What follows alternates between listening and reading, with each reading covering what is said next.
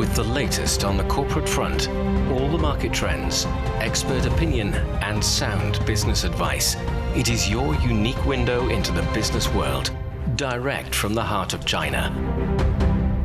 Hello and welcome to Biz Today. I'm Zhao Yang in Beijing. China has released a nationwide policy guideline to promote the development and application of artificial intelligence. The guideline aims to integrate and commercialize AI across 6 key areas: technology, industry, consumer upgrades, public welfare, governance, and international cooperation. According to the plan, the adoption rate of AI technology in smart devices is expected to reach 70% by the year 2027 and 90% by 2030. In addition to boosting the domestic economy, China's policymakers hope to share these advanced technologies with other countries. So what does China's AI Plus initiative really mean? How does it tie into China's national strategy?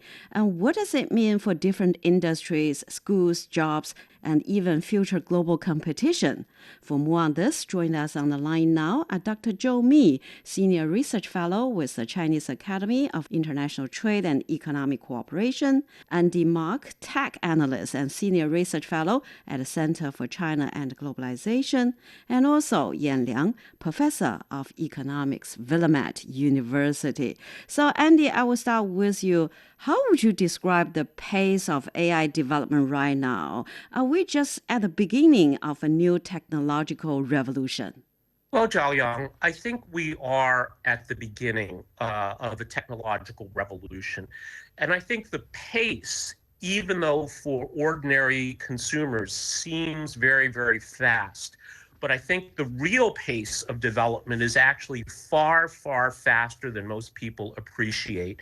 And we are, I think, at the very least, at the beginning of a GPT revolution, meaning a general purpose technology revolution like electricity and steam power that will transform every sector of society, to, at the perhaps most extreme prediction, will actually change what it means to be human and change humanity's relationship to reality. So I think we are at the cusp of a true revolution, but it's unclear just how profound this revolution is. And I think the speed at which this is happening is actually underappreciated. Yan, what do you think? Can AI truly be creative, or is it just remixing what humans have already made? Well, I would agree with Andy. I do think that this is a very powerful general purpose technology. Once it is integrated in the traditional sectors in the broader economy, it is going to power productivity growth and really transform, I think, economies. I think the key right now is not only to upgrade the technology itself, meaning improving the model efficient optimization, multimodal interactions, but more importantly, it's really to promote the integration. In other words, to embody this kinds of intelligence into all different sectors and all different industries.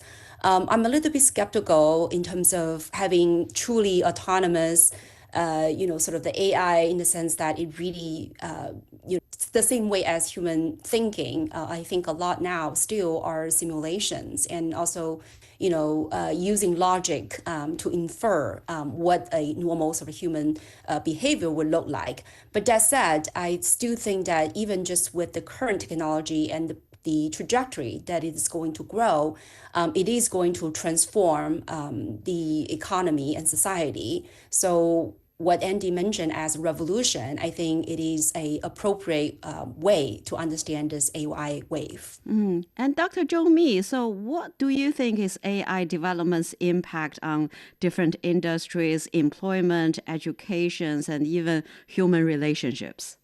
Yeah, I would say that the artificial intelligence is providing us with an alternative way of making everything happen. Maybe sometimes we have some expectation that AI will definitely improve productivity, but maybe sometimes it's not. So I would say that the development or kind of applications of AI is still depends on the ways of its doing.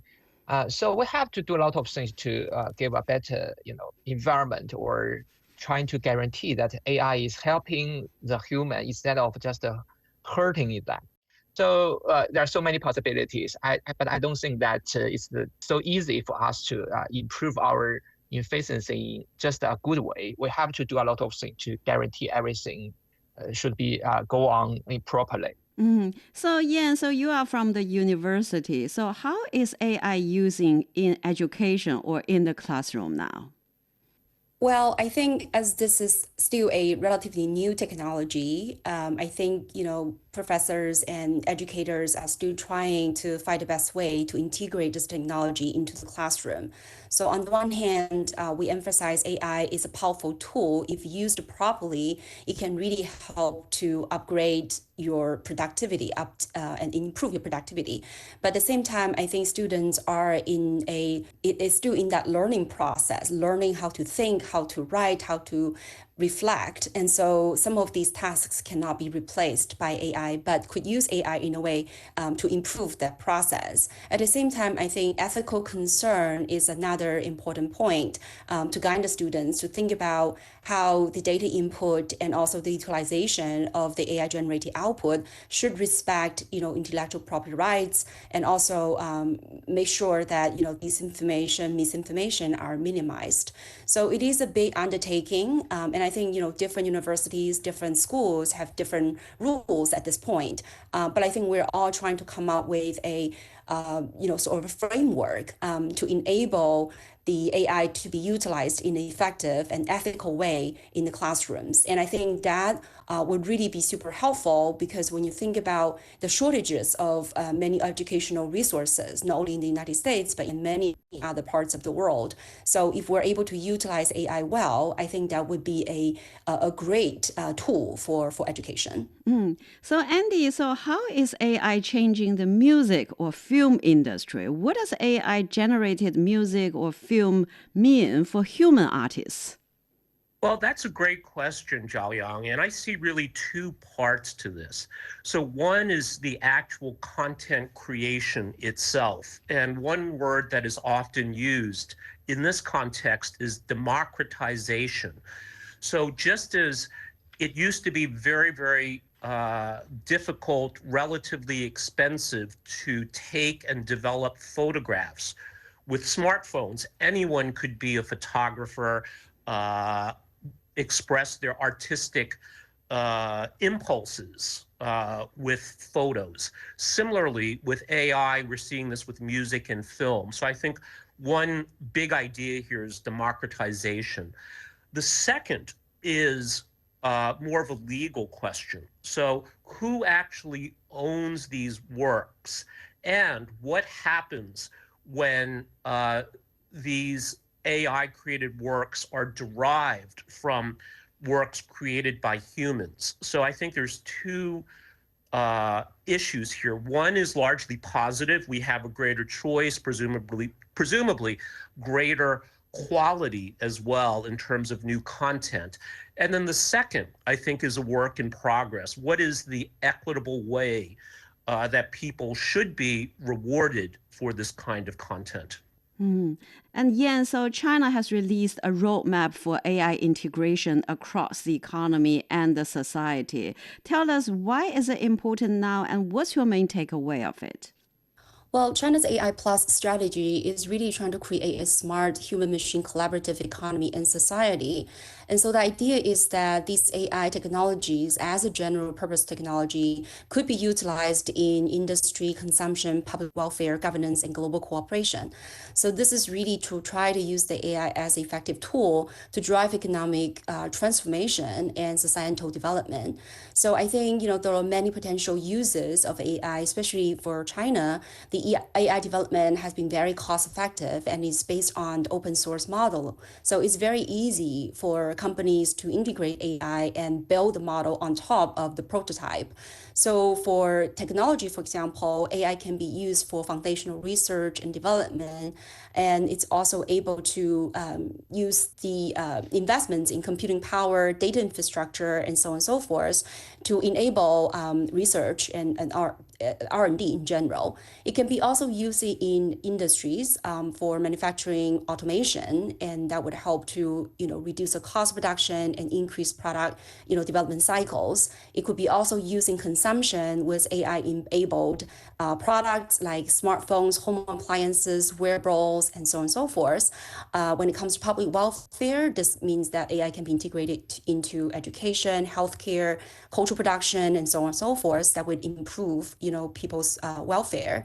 And in terms of governance, this would help to enhance public safety and order. And finally, when it comes to global cooperation, it really China wants to make sure that AI is used for good, for humanity's good, rather than using it to create a kind of AI gap and a very exclusive monopolies of this kinds of technology. So China positioned itself as one of the countries that would help to lead, AI governance and to create a kind of international public good that would really benefit the humanity. And Dr. Zhou Mi, so the policy emphasizes 6 key areas, including technology, industry, consumption, etc., etc.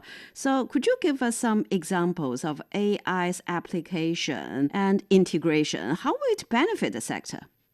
Well, I would say that there are many examples. Like for one of them is in the e-commerce areas. We know that e-commerce is connecting the consumers and the suppliers in a much wider range and much more dynamic ways. So the artificial intelligence is helping the platforms to trying to identify the right items or something to do with intellectual property rights, some of the violation. So they are helping the platforms to trying to build our system in a more ordered way. I would say that is one example. Another one is about the technology. So our AI is helping the manufacturers to improve its processing abilities on managing different resources, like the management of the stocks and also the facilitating the whole processing lines. And I think it's really helpful for when we are using different technicals or tactics for deal with uncertainty of the global supply chains. Another area is AI, as Ian has just mentioned about the research. AI for science is a kind of a very kind of promising fields. So AI is providing better support for people to deal with the illness, to identify the reasons, the factors, or what kinds of medicine could be be effective. And now, they are also using the AI in the kind of the hospital and trying to do some analyze. So the people, when they are taking some examinations just with one scan, they can have systematical way of dealing with different kind of possible illness. I think that is very important for people to reduce so many costs. And normally, the modern medicines or ways of doing in the hospital is trying to identify a certain and specific illness and trying to find out some medicine to cure them. But the body is just a system. We were trying to talk about that, like the Chinese medicine. We are trying to do that as a system. So if we are able to connect the different factors in a better way, the AI can help help the doctors to trying to analyze all the possible ways and trying to have a better solution to help the people to have a much more proper way to dealing with those possible illness and also reduce the adverse impact for the people. So the AI is almost improving its ability and extending its abilities every day. So we can hope that AI should be serious taking into consideration about the possibilities and also some of these possible defects. And so, Andy, so Shanghai has announced an AI plus manufacturing plan. So, how transformative can AI be for the traditional industries like manufacturing? Well, Zhaoyang, I think this is a great lens to understand the potential impact of artificial intelligence. So if we apply it to manufacturing, some estimates I've seen is that when AI is fully implemented, this may increase economic growth to 20% a year. Now, to provide some context for this, for those of us old enough to remember China during the high growth era of about 10%, this means the economy doubles about every 7 years. So if AI is fully rolled out in China globally into manufacturing, we may see economies doubling every 3 or 4 years. And this is, maybe we could call it a conservative estimate. At the more utopian end, there's talk that if we can take AI to not only make things like phones and cars, but to make machines that make phones and cars more efficiently, we have what's called recursive innovation. And where that ends is a world where essentially everything is free. So that is, again, some people discuss this as a possibility, whether this is 10 years or 50 years away, but this is the kind of transformation we might see when artificial intelligence is fully implemented in manufacturing. And Yan, so China is already one of the world's largest venture capital markets for AI. So what makes investors so confident about the AI applications in China? I think on the one hand, the DeepSeek moment, if you remember at the beginning of 2025, it really showcased China's potential in developing this large language model in a very cost-effective and open-sourced model. And so I think that really galvanized the investors worldwide to invest in the Chinese market, seeing the long-term potential of AI technological development. And second, I think in the United States, many of the tech sectors are driving its stock market right now, which means the valuations are very high. These stocks are very expensive. So I think for some investors, they're either for technical reasons or for strategic reasons, they're going to diversify their investments, and some of that would be invested in China because this is a good way to balance the risks and returns. And third, I think the Chinese government has been really consistently and strategically supported the industry development, the AI industries. So I think the very clear policy gesture has, I think, also attracted some of the investors. And last but not the least, as we just heard Andy talked about, there's a huge potential for China to be rapidly integrate AI into its development and its technological improvements. And so that really holds the promise of generating a lot of productivity growth and also revenues for companies and profits. And so I think that is really also help to attract all the investors. So I think you mentioned about Shenzhen's strategy, and I think that's a very impressive example of how when you combine the electronic ecosystem that Shenzhen is known for, with technological improvements, with the software, including the Talents and other programs. All of this, I think, also the lab to factory pipeline, and that all of these, I think, really help Shenzhen and also broader, China to really develop the AI successfully. When you look at Shenzhen's robot valleys and look at that Shanghai's AI industries, all of this really show it's a very integrated ecosystem that is supported by governments both at the central and local, and also really driven by the huge market potentials and powered by very innovative entrepreneurs. So I think that really makes China a very attractive place for these investors. So Andy, so Yan have already talked about robot. Of course, when we talk about AI, we have to mention the development of robotics industry. And Morgan Stanley recently projected that China's robotics market will more than double by the year 2028. And the humanoid robot sector is on even faster track. It's estimated to grow by 63% annually in the next 5 years. So what do you think are the main reasons behind this rapid market expansion? There's a couple of reasons, Zhao Yang. So I think if we start with the supply side, China, of course, has the best manufacturing capabilities in the world, as Yan just talked about with, say, the Shenzhen ecosystem. So robots are not just software, but they're hardware as well. And China, I think, has demonstrated unparalleled ability to build high quality, low cost devices. And, I think we could put robots in this category. I think then on the demand side, not just starting with China, there is an enormous market ready for this, whether this is manufacturing, whether this is on the consumer side for companionship for older people, whether this is in a healthcare setting, whether this is in logistics, enormous demand mediated by government policy.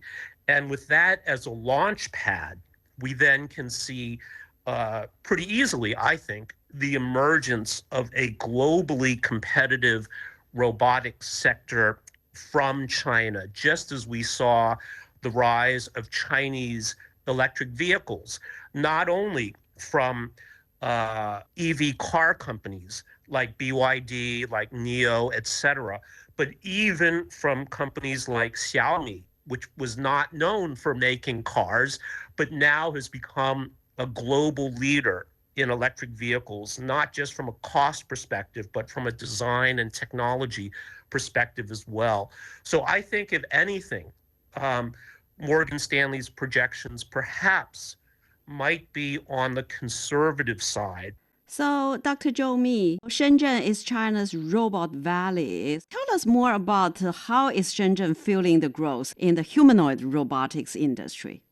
Well, yeah, as you mentioned, Shenzhen is a very important city for the innovation. I think it has accumulated so many enterprises who are able to provide the best skills on the different of very cutting edge areas. So as for the robotics, I think it can be described in different ways, like the DJI, the drones. Maybe it's kind of one of the examples, and also they have more telecommunications and the resources about the finance. So Shenzhen is really our city of the hopes and always the cities of the young people.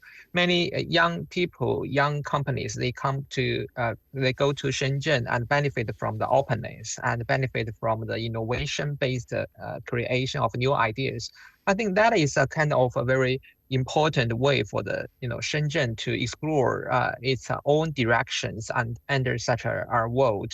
So for the robots, I would say that Shenzhen is providing some kind of ideas on the company's technology to dealing with these issues. As we may know that one of the leading areas in Shenzhen is something to do with mobile, with electronics. So in Shenzhen, you can find almost every part of the necessary things to assemble a mobile, a computer, or even any other electronics, which make it a very easy place for people to do some kind of innovation, trying to build the robot by themselves, to buy the parts, and trying to have a better injection of the technology and ideas into the robot with affordable prices. So in Shenzhen, I mean, the process of development or revolution on the technology is so quick. So that is the speed of Shenzhen. And that is also the reason why we are seeing so many new companies emerge from that city, and they are very popular and very famous in the world. So yeah, so how critical is the open source push? In other words, making AI innovation widely available to building a sustainable ecosystem? Well, I think the open source system is very important because when it comes to technology, what you want to really do is to build a network. In other words, the more people adopt the technology, the more it's going to attract more users. And so then you get a much bigger market demand, and you also get a much bigger scale economy, meaning that you'll be able to pull source together and develop technologies, but also integrate the technologies in the broader sectors and broader, ecosystem. So that's why I think for China, when it developed the open source system, it makes the technology cost effective, and it also allowed other participants to be able to adopt the technology more quickly and to be able to scale up or to develop different multi-model compatibilities to use one technology, one model, and to build and tailor the model to fit their industry and firm needs. So I think that is very important to create the kinds of network effects to be able to attract more users, to develop a bigger user cases. And I think that is also critical, really, when it comes to, competitions between China, the United States, and other countries for that matter. So I again think that, China has already a lot of the advantages, in terms of, half of the global AI talents reside in China, according to Jing-San Huang. There's also a lot of very innovative enterprises and also very mature and advanced supply chain that are very much interconnected. In Shenzhen's Robot Valley, for example, you have the world-class talents.